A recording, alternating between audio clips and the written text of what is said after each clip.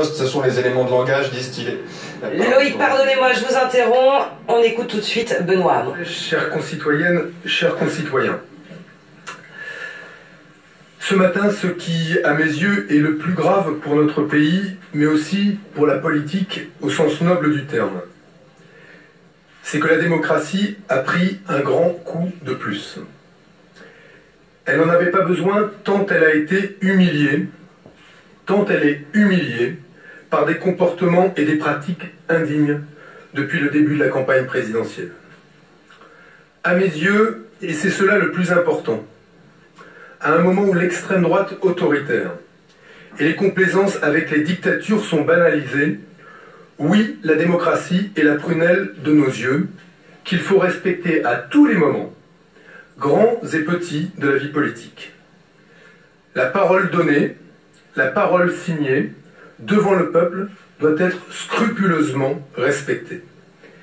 C'est ce que j'ai toujours fait, et c'est aussi pour cela que je n'ai jamais accepté et même combattu le 49-3. Alors je me tourne vers les citoyens de gauche, vers toutes les forces de la société civile pour leur lancer un appel solennel. Je vous demande de réagir. Je vous demande de sanctionner ceux qui se prêtent à ce jeu morbide et je vous demande en même temps de tourner la page de cette vieille politique, de tourner le dos à ces politiciens qui ne croient plus en rien et qui vont là où le vent va, au mépris de toute conviction. Il n'y a donc à mes yeux plus ni excuse ni prétexte.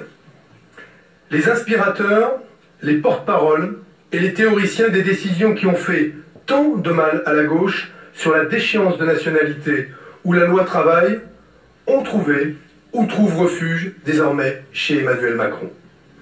Il n'y a plus ni excuse ni prétexte. La gauche, pour gagner, doit se rassembler et j'appelle à ce qu'elle le fasse maintenant. J'ai déjà réuni autour de moi de grandes familles de la gauche et des écologistes. J'appelle désormais tous les électeurs, ceux qui sont engagés dans la lutte contre les injustices.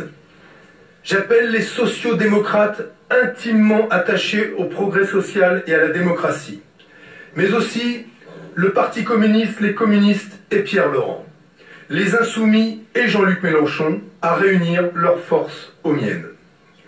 Tout le monde sait que par mon projet, tourné vers la 6e République, vers la transition écologique, vers le travail, vers l'augmentation du pouvoir d'achat et la refondation de l'Europe, tout le monde sait que par mon projet à la fois transformateur et sérieux, j'ai une position centrale à gauche et que je suis le seul à pouvoir conjuguer des électorats différents, des radicaux aux plus modérés.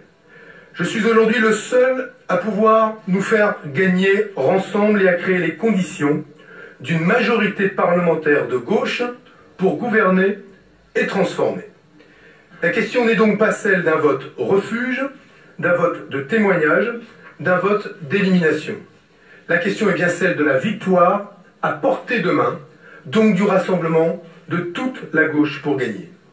Conscient de mes responsabilités, je fais cette adresse solennelle, forte et fraternelle pour que nous ne laissions pas les forces de démolition, les forces de destruction, les forces de l'argent présider aux destinées de notre pays. Il y a trop à perdre pour les Françaises et les Français. Créons l'espoir, il ne tient qu'à nous. Donnons à la France la politique démocratique et de justice sociale dont elle a besoin. Vive la République, vive la France.